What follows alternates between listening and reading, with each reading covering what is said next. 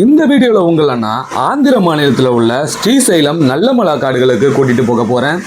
வருஷத்தில் ஒரு நாள் மட்டுமே அனுமதிக்கப்படுகிற இந்த அடர்ந்த காட்டுப்பகுதியில் நம்ம முன்னோர்கள் நடந்து போன பாதையில் நாம் 46 கிலோமீட்டர் தூரம் இரவு பகல்னு நடக்க போகிறோம்.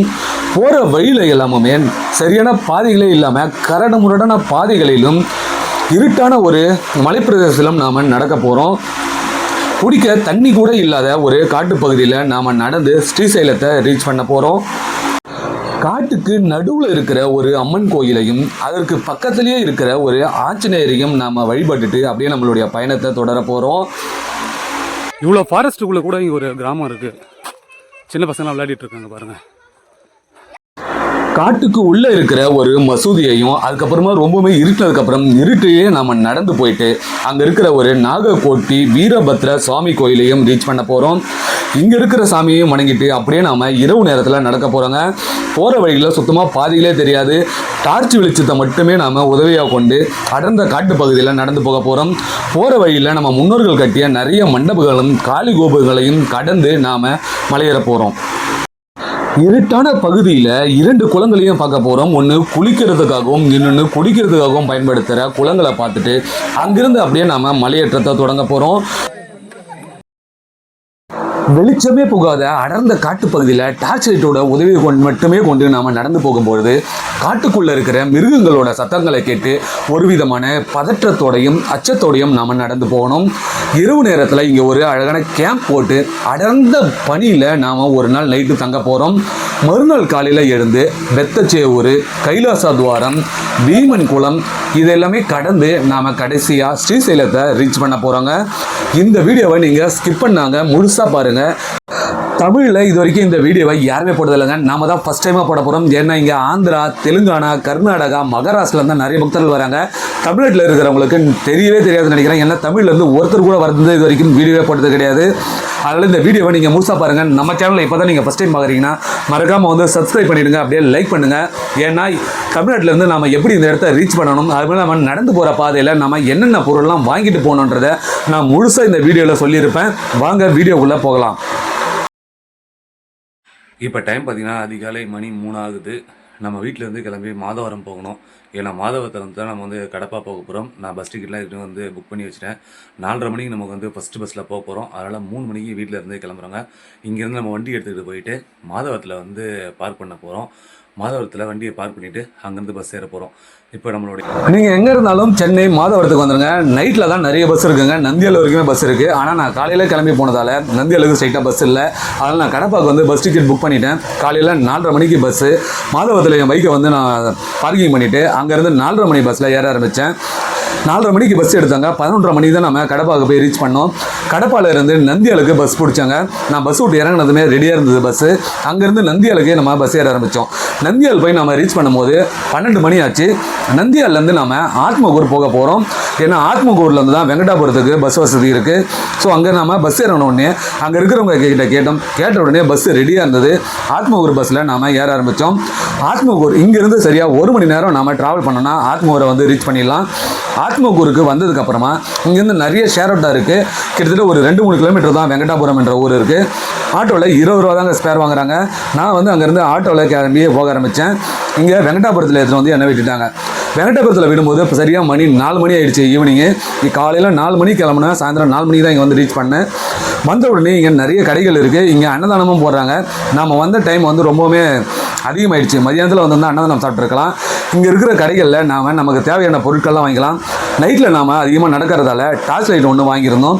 அது மட்டும் இல்லாமல் குடிக்கிறதுக்கு தண்ணி முக்கியமாக தேவைப்படுதுங்க. அதனால் 2 லிட்டர் தண்ணியும் நாம் வாங்கிட்டு அப்படியே சாக்லேட்டும் வாங்கிட்டோம். உள்ளே வந்து பிளாஸ்டிக் கவர்லாம் அலோடு இல்லை.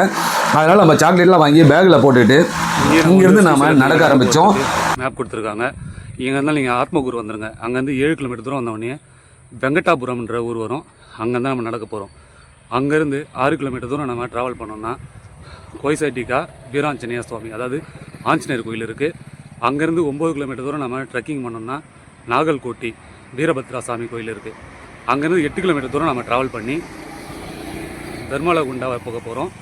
அங்கேருந்து 2 கிலோமீட்டர் தூரம் நடந்து வெத்தச்சேவூர் அப்படின்ற ஒரு இடத்த ரீச் பண்ண போகிறோம். அங்கேருந்து 6 கிலோமீட்டர் தூரம் நடந்து மாதம்பவி, அங்கேருந்து ஒரு 3 கிலோமீட்டரில் பீமனி கொள்ளுன்னு, அதாவது பீமன் உருவாக்கின ஒரு குளம் இருக்குது. அங்கேருந்து 2 கிலோமீட்டர் தூரத்தில் கைலாச துவாரமும், அங்கேருந்து ஒரு 4 கிலோமீட்டர் நடந்து வந்தோம்னா ஒரு ரோடு, மெயின் ரோடு வந்துடும். அங்கேருந்து ஸ்ரீசைலம் போகிறோம். ஆரம்பத்தில் நடக்கும்போது 2 பக்கமும் அழகாக வயல்வெளிங்க, பச்சை பசேர்னு இருக்கிற. இப்போ தான் வந்து நாற்று கூட நட்டுருக்காங்க. 2 பக்கமும் வயல்வெளிகள். அதோட மத்தியில் தான் அழகாக ஒரு சின்ன ரோட்டில் நம்ம நடந்து போகிறோம். ஏன்னா இப்போ தான் ஸ்டார்ட் பண்ணியிருக்கோம். ஆரம்பத்தில் எல்லாமே நல்லா தான் இருக்கும். இன்னும் போக போக எப்படி இருக்குன்றதை நம்ம பார்க்கலாம். நமக்கு எதிர்க்க தெரிகிற அந்த மலைகளுக்குள்ளே தான் நம்ம நடக்க போகிறோம். மலை மேலே ஏற போகிறோமா இல்லை காட்டுக்குள்ளே நடக்க போகிறோமான்றது தெரியல. ஏன்னா இப்போ தான் ஃபஸ்ட் டைமாக நான் இங்கே வரேன். அதனால் அதனுடைய எக்ஸ்பீரியன்ஸ் வந்து ரொம்பவுமே எல்லாருமே வந்து யூஸ்ஃபுல்லாக இருக்கும். அதனால் வீடியோ வந்து கொஞ்சம் ஃபுல்லாக பாருங்கள். எல்லா கைட்லைன்ஸும் எங்கெங்கே என்னென்ன இருக்குன்றதை மொத்தத்தையும் ரொம்ப டீட்டெயிலாக இந்த வீடியோவில் வந்து நான் பதிவு பண்ணியிருக்கேன். ட்ரெக்கிங் ஸ்டார்ட் பண்ணி அரை மணி நேரம் ஆகுது. இன்னமும் நம்ம வந்து அந்த வயல்வெளிக்கு நடுவில் தான் நடந்துகிட்ருக்கோம். இன்னும் எவ்வளோ தூரம் இந்த மாதிரி போகுன்னு தெரியல. ஏன்னா மணி இப்போ 5:30 மணி ஆகிடுச்சு. இன்னும் ஒரு அரை மணி நேரத்தில் சூரியன் வந்து ஃபுல்லாக மறைஞ்சிரும். அதுக்கப்புறமா வந்து ஃபுல்லாக இருட்டாக தான் இருக்கும். அந்த இருட்டில் தான் நம்ம நடந்து போகிற மாதிரி இருக்கும். எவ்வளோ தூரம் நம்மளால் நைட்டில் நடக்க முடியுமோ நடப்போம். அதுக்கப்புறம் எங்கேயாவது ரெஸ்ட் எடுத்துகிட்டு திருப்பி காலையில் இருந்து நம்ம பயணத்தை வந்து ஸ்டார்ட் பண்ணலாம். நம்ம நடந்து போகிற வழியில் பேபிகான் வந்து பயிரிட்டு இருந்தாங்க. ரொம்பவுமே அழகாக இருந்தது. 2 பக்கமுமே பச்சை பச்சைன்னு இருந்துச்சு. அப்படியே நடந்து போகும்போது ஆனால் அந்த பேபிகானுக்கு பக்கத்தில் வேலிகள் அமைச்சிருக்காங்க. மிருகங்கள் எதுவும் வராமல் இருக்கிறதுக்காக அந்த கரண்ட், அதாவது மின்சார வேலி இங்கே வந்து பயன்படுத்தியிருக்காங்க. அதனால் நம்ம தெரியாமல் கூட போயிட்டு கை வந்து தொட்டக்கூடாது. நமக்கு முன்னாடி ஒரு 4-5 பேர் நடந்து போகிறாங்க. நிறைய வந்து இங்கே பெண்கள், வயசானவர்கள், அப்புறம் சின்ன குழந்தைங்க கூட நடக்கிறாங்க. அதனால் எந்த ஒரு பயமும் இல்லாமல் நம்ம நடந்து போகலாம். 2 கிலோமீட்டர் தூரம் நம்ம நடந்து வந்திருப்போம். வந்ததுக்கப்புறம் இங்கே வந்து ஒரு இடத்துல செக்கிங் பாயிண்ட் இருக்குதுன்னு நினைக்கிறேன். எல்லார் பேக்கையும் வந்து செக் பண்ணுவாங்க. பிளாஸ்டிக்ஸு, அதுக்கப்புறம் வந்து சிகரெட்டு, பாக்கு, அந்த மாதிரி தேவையில்லாத பொருட்கள் எது இருந்தாலும் இங்கேயே எடுத்துகிட்டு தான் நம்மளை உள்ளே அனுப்புவாங்க. ஸோ அந்த செக்கிங் பாயிண்ட்கிட்ட நம்ம இப்போ வந்திருக்கோம்.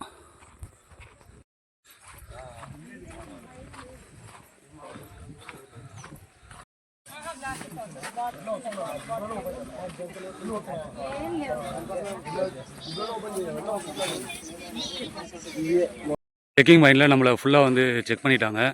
அந்த சாக்லேட்டில் வந்து கவரில் இருந்தது, அதெல்லாம் எடுத்து பேப்பரில் மடித்து அப்படியே பேக் உள்ளே வச்சுட்டாங்க. வாட்டர் கேன் மட்டும் தான் அலோடு. ஒரு பிளாஸ்டிக் கூட வந்து உள்ளே வந்து அலோவ் பண்ணல. எல்லாத்தையும் இங்கேயே வந்து அவங்க வாங்கிக்கிறாங்க. ஏன்னா காட்டுக்குள்ளே வந்து போடக்கூடாதுன்னு சொல்லிட்டு. இனிமேல் தான் நம்ம வந்து ஃபாரஸ்ட்டுக்குள்ளே என்ட்ரி ஆக போகிறோம். ஸோ இனிமேல் தான் வந்து த்ரில்லாகவும் இருக்கும். இப்போ ஈவினிங் டைம் ஆகிடுச்சு, இருட்ட போகுது. இருட்டினதுக்கப்புறம் எப்படி இருக்குது இந்த காட்டுன்றதை நம்ம பார்க்கலாம். நடந்து வர பாதையில் இந்த இடத்துல ஃபுல்லாக வந்து அப்படியே மணலாக இருக்குது.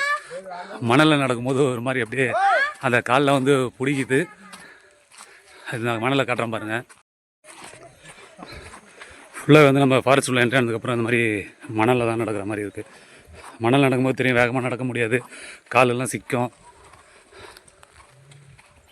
காடு ரொம்பவுமே பயங்கரமானதுன்னு சொல்லுவாங்க. அது மட்டும் இல்லாமல் நைட்டில் வந்து காடு வந்து வேறு லெவலில் இருக்கும் அப்படின்னு சொல்லிட்டு சொல்லுவாங்க. அந்த மாதிரி காட்டுக்குள்ளே நம்ம நைட்டில் மட்டும் எப்பயுமே வந்து மாட்டிக்கக்கூடாது. இப்போ டைம் வந்து 6 மணி ஆக போகுது. அப்படியே இருட்டிட்டு இருக்கிறது அப்படியே உங்களுக்கு தெரியும். பின்னாடி சூரியன் வந்து மறையுதுங்களா, அந்த மறையதையும் நம்ம வந்து பார்க்க முடியும். அப்படியே நமக்கு எதிர்க்க அப்படியே ரோடு போட்ட மாதிரி நீளமாக ஒரு வழி போகுது. அப்படியே பாருங்கள். அந்த செக்கிங் பாயிண்ட்லேருந்து நம்ம ஆரம்பித்தோம். அப்படியே காட்டு ஃபுல்லாக ஒரு ரோடு போட்ட மாதிரியே நேராக போகுது பாருங்கள். கீழே ஃபுல்லாக வந்த அப்படியே மணல் தான். இதே போல் எவ்வளோ தூரம் நடக்கணும்னு தெரியல. ஆனால் இங்கே நிறைய வந்து மரங்கள் இருக்குது. இது வரைக்கும் நம்ம பார்க்காத மரங்கள் நிறைய இருக்குது. அது என்ன மரம்னு தெரியல, கொஞ்சம் வித்தியாசமாக இருக்குது. மணி இப்போ சாயந்தரம் கரெக்டாக 6 மணி ஆகுது. 6 மணிக்கு அப்படியே வந்தோம். நம்ம நடந்து வந்திருக்கோம். இன்னும் நம்ம நடந்து போக போகிற பாதையும் இப்படி தான் இருக்க போகுது. சூரியன் மாதிரி அது தெரியுதுங்களா, அப்படியே பின்னாடி பார்த்தா தெரியும். நம்ம பின்னாடி சூரியன் பனைஞ்சிக்கிட்டே இருக்குது. இன்னும் இருட்டுறதுக்குள்ளே கொஞ்சம் தூரம் போகணும். எவ்வளோ தூரம் போக முடியும்னு தெரியல. ஏன்னா ரொம்ப இருட்டுச்சுன்னா அதுக்கப்புறமா டார்ச் லைட்டு ஹெல்ப்போட தான் நம்ம வந்து போக முடியும்.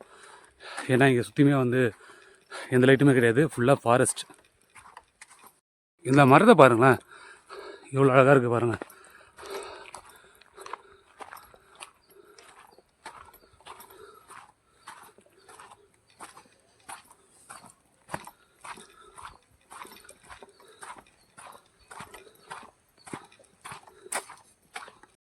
அப்படியே நடந்து வரும்போது இங்கே அங்கே அப்படியே 2 பாதையாக பிரியுது. ஆனால் அந்த 2 பாதையுமே வந்து ஒரு இடத்துல தான் போய்ட்டு ஜாயிண்ட் ஆகுது. அதனால் நம்ம வந்து எந்த குழப்பம் இல்லாமல் போகலாம். ஆனால் கொஞ்சம் நேரம் நம்ம குழம்பு வச்சிடும். திடீர்னு 2 பாதை பிரியுது, எந்த பக்கம் போகிறதுன்னு சொல்லிட்டு யோசிச்சுட்டு நம்ம ஏதாவது ஒரு பக்கம் போகும்போது பார்த்திங்கன்னா அந்த பாதையும் கூட சேர்ந்து வந்து அதோட ஜாயிண்ட் ஆகுது. இருட்டிகிட்டே இருக்குது. இன்னும் ஒரு அரை மணி நேரம் தான் இந்த வெளிச்சம் இருக்குன்னு நினைக்கிறேன். அதுக்கப்புறம் ஃபுல்லாக இருட்டிடும்.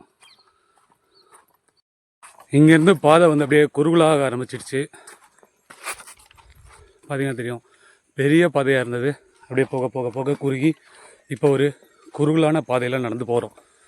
இனிமேல் இந்த மாதிரி தான் இருக்குன்னு நினைக்கிறேன். இப்போ தான் வந்து அந்த ஃபாரஸ்ட் வந்து உள்ளே ஸ்டார்ட் ஆக போகுதுன்னு நினைக்கிறேன். ஏன்னா பாதைகள் வந்து இப்படி குறுகுனாலே கண்டிப்பாக இதுக்கு மேலே வந்து நிறைய பேர் கலவுடு இல்லை.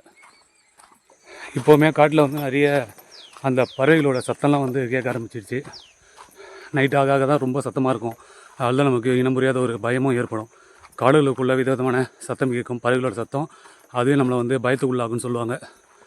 இப்போ வந்து ஸ்டார்ட் ஆகிட்டுருக்கு, கொஞ்சம் கொஞ்சமாக கத்திகிட்ருக்கு. எனக்கு முன்னாடியும் யாருமே போகலங்க. எனக்கு முன்னாடி ஒரு குரூப் போனாங்க, அவங்க ரொம்ப தூரம் போயிட்டுருக்காங்க போல், ஆளே காணோம். அப்படியே எனக்கு பின்னாடியும் பார்த்திங்கன்னா யாருமே கிடையாது. அப்போ இந்த காட்டுக்குள்ளே இப்போ நான் தனியாக தான் நடந்து போயிட்டுருக்கேன். எனக்கு முன்னாடி ஒரு குரூப் வந்திருந்தாங்க, அவங்க ரொம்ப வேகமாக வந்து முன்னாடி போயிட்டாங்க. பின்னாடியும் யாரும் வரல. இப்போ இந்த காட்டுக்குள்ளே நான் மட்டும் தனியாக போயிட்டுருக்கேன். அப்படியே கொஞ்சம் திகிலாக தான் இருக்குது. அது வரைக்கும் இன்னும் ஃபுல்லாக இருட்டில் அப்படியே கொஞ்சம் கொஞ்சமாக இருக்கிட்டே வருது.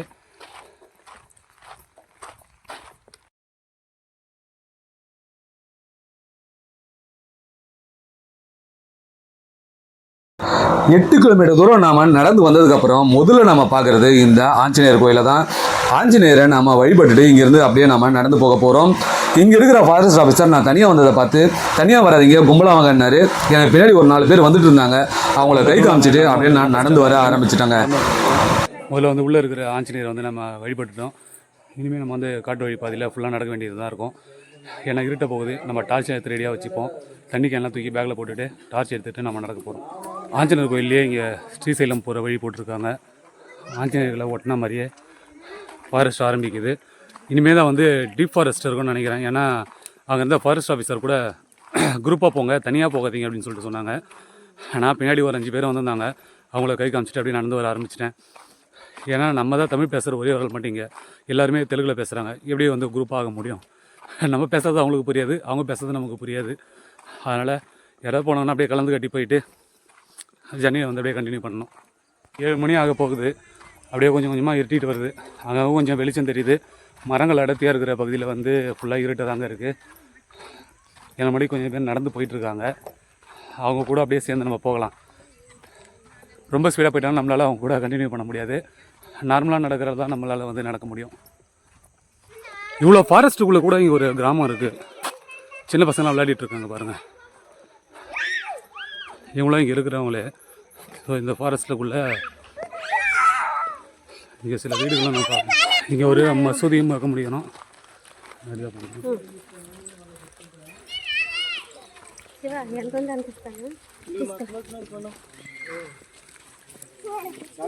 ஒரு மசூதி இருக்குது. அப்படியே இங்கே வந்து ஒரு ஊரே இருக்குது. அநேகமாக இந்த ஊர் தான் வந்து கடைசியாக இருக்கும்னு நினைக்கிறேன். அதுக்கப்புறமா ஃபாரஸ்ட்டில் வந்து ஸ்டார்ட் ஆகும்னு நினைக்கிறேன். ஏன்னா இவ்வளோ உள்ள வந்து ஒரு ஊர் இருக்குது. ஊருக்குள்ளே இருக்கிற ஒரு கோயில். அங்கங்கே போர்டு வச்சுருக்காங்க. அதனால் நம்ம வந்து கண்டிப்பாக பாதை மாதிரி போக மாட்டோம். காடு ஃபுல்லாக இப்போ இருட்டிடுச்சு. ஏன்னா அதெல்லாம் ஊர் வந்து அதோட முடியுது. லைட்டு தெரியுதுங்களா, அந்த ஊர் வந்து அதோட முடிஞ்சிடுச்சு. அதுக்கப்புறம் இப்போ நம்ம வந்து ஃபாரஸ்ட்டுக்குள்ளே என்ட்ரி ஆகிட்டோம். இனிமேல் வந்து டீப் ஃபாரஸ்ட் தான். இனிமேல் டார்ச் வெளிச்சம் இல்லாமல் நம்மளால் வந்து முன்னாடி போக முடியாது.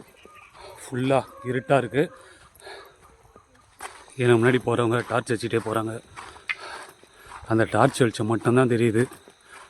மற்றபடி வந்து எதுவுமே தெரியலங்க ரோட்டில். எங்கே மண் எங்கே கல். ஆனால் கொஞ்சம் வயசானவங்க தான் வேகமாக போகிறாங்க. 3 பேர் லேடிஸ் வந்திருக்காங்க. ஆனால் அந்த 3 பேருமே பார்த்திங்கன்னா ரொம்ப வந்து வேகமாக நடந்துகிட்ருக்காங்க. நம்ம வந்து அவங்க கூட வந்து ஈடு கொடுக்க முடியல. ரொம்பவே இருட்டிடுச்சு. சுத்தமாக பாதையே ஒன்றுமே தெரியல. இன்னும் நான் டார்ச் வந்து ஆன் பண்ணாமல் இருக்கேன். ஏன்னா முன்னாடி போகிறவங்க டார்ச் வச்சுக்கிட்டே போகிறாங்க.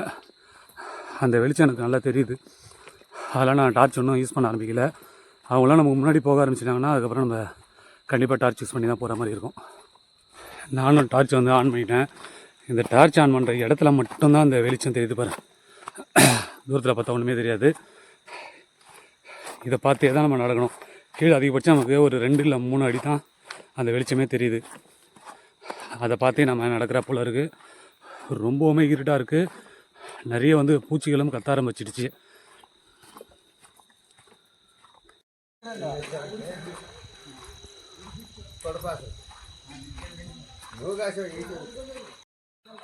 கிட்டத்தட்ட நம்ம ஒரு 2.5 மணி நேரமாக நடந்துட்டு வரோம். 2.5 மணி நேரம் நடந்ததுக்கப்புறம் இப்போ நாகல்கோட்டி வீரபத்ரா சுவாமி டெம்பிள் இங்கே தான் வந்து ரீச் பண்ணியிருக்கோம். இன்னும் ஒரு 30 கிலோமீட்டர் போகணும். இதுதான் வீரபத்ரா சுவாமி டெம்பிள். வழி வந்து அந்த பக்கமாக இருக்குது.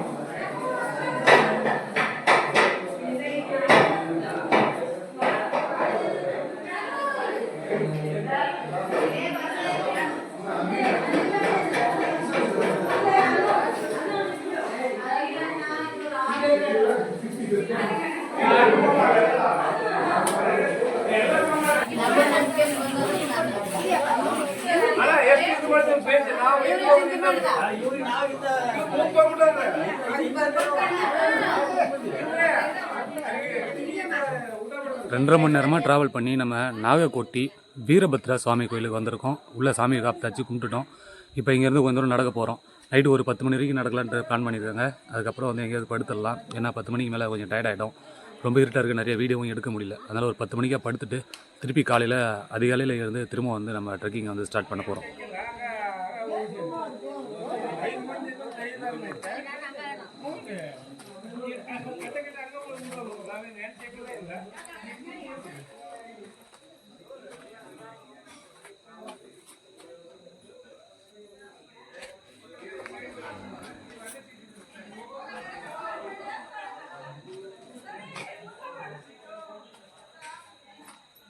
இரவு நேரம்ன்றதால இங்கே சுற்றி இருக்கிற இடத்த நம்மளால் சுத்தமாக பார்க்கவே முடியலங்க. ஏன்னா டார்ச் அடிக்கிற அந்த இடம் மட்டும்தான் நமக்கு தெரியுது.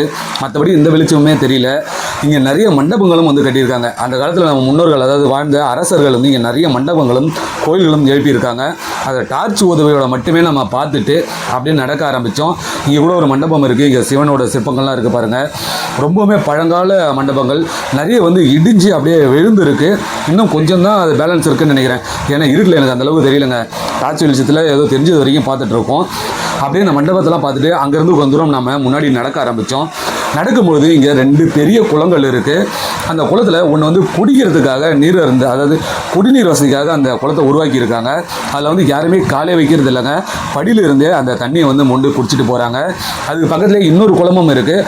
அந்த குளம் வந்து குளிக்கிறதுக்காக பயன்படுத்துகிறாங்க. அங்கேருந்து நமக்கு மலையேற்றம் வந்து தொடங்குது. அந்த மலையேற்றம் கிட்டத்தட்ட ஒரு 8 கிலோமீட்டர் தூரத்துக்கு நம்ம மலை ஏறி போகிற மாதிரி தான் இருக்குது.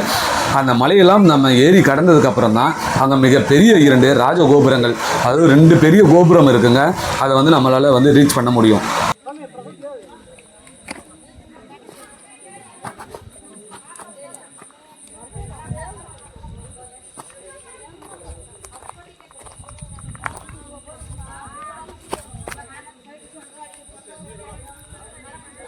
வீரபத்ர சாமி கோயிலேருந்து கொஞ்சம் தூரம் ஃப்ரண்ட்டில் வந்தால் இங்கே 2 குளம் இருந்ததுங்க. ஒன்று வந்து குளிக்கிறதுக்கும், இன்னொன்று வந்து குடிநீருக்காக, அதுக்காகவும் பயன்படுத்துகிறாங்க. அங்கேருந்து ஒரு மலை ஒன்று ஏறுது. கிட்டத்தட்ட ஒரு 8 கிலோமீட்டர் தூரம் ஃபுல்லாக மலையில் ஏறணும் போல். நான் அதில் கொஞ்சம் தூரம் தான் ஏறி இருப்பேன். ரொம்ப டயர்டாக இருக்குது, கொஞ்சம் உட்காந்துட்டேன். இந்த மலை ஏறிட்டு அதுக்கப்புறம் நம்ம ரெஸ்ட் எடுத்துருவோம். அதுக்கப்புறம் காலையில் எழுந்து நம்ம கிளம்பும். ஏன்னா மலை எடுத்தப்போ வீடியோ எடுக்க முடியல, ஒரே கும்மிருட்டு, ஒன்றுமே தெரியல. அதில் வீடியோ எடுக்க முடியாதால நான் மலை ஏறிட்டு ரெஸ்ட் எடுக்க போகிறோம். நாளைக்கு காலையில் வந்து நம்ம பயணத்தை வந்து தொடங்க போகிறோம்.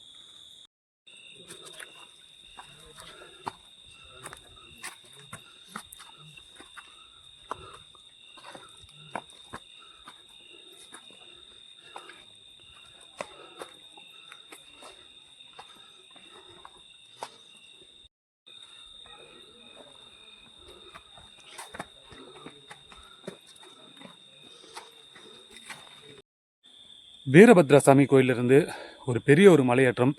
கிட்டத்தட்ட 8 கிலோமீட்டர் தூரம் நம்ம வந்து மலை ஏறணும். அதுதான் பேரிட்டுருவோம். ஏற விட்டு காட்டு பகுதியில் நைட்டில் நாம் நடந்து போகும்போது நிறைய மிருகங்களோட சத்தத்தை கேட்டுகிட்டே நடக்க ஆரம்பித்தோம். ஒரு விதமான அச்சமாக தான் இருந்தது. ரொம்ப இருட்டாக இருந்ததுங்க, அதனால் வீடியோ எடுக்க முடியல. எடுத்தாலும் அந்தளவுக்கு ஒன்றும் தெரியாது. இப்போ நானே ஃப்ரண்ட்டில் லைட் வச்சு பேசிகிட்டு இருக்கேன். என்னை சுற்றி ஏதாவது இருக்க மாதிரி தெரியுதுங்களா? என் மூஞ்சி மட்டும் கருப்பாக தெரியுது, அவ்வளோதான். ஏன்னா நம்ம காட்டுக்குள்ளே நைட்டில் இருட்டில் இருக்கும். இந்த மலையோட உச்சியில் போயிட்டு நைட்டு தங்க போகிறோம். ஸ்டே பண்ணிவிட்டு நாளைக்கு காலையில் திருப்பி ரிட்டன் நம்ம எழுந்து நடக்க ஆரம்பிக்கலாம். அப்போ தான் வந்து நிறைய இடத்த பார்க்க முடியும். காளி கோபுரத்துலேருந்து ஒரு 1/2 மணி நேரம் நம்ம ஏறி வந்திருப்போம். இங்கேயும் ஒரு கோபுரம் ஒன்று இருக்குது, ரொம்பவுமே இடிஞ்சு போயிருக்கு. அந்த கோபுரமே பரவாயில்ல, கொஞ்சமாவது நல்லா இருந்தது. இதுக்குள்ளே போகவே முடியாது பாருங்க, வழியிலேயே அந்த மேலே அந்த பாறை மொத்தமும் கீழே விழுந்துருக்குது பார்க்க முடியும். அந்த கோபுரமும் கொஞ்ச நாள் அந்த நிலைமைக்கு தான் வரும். மொத்தமே போயிட்டுருக்குங்க.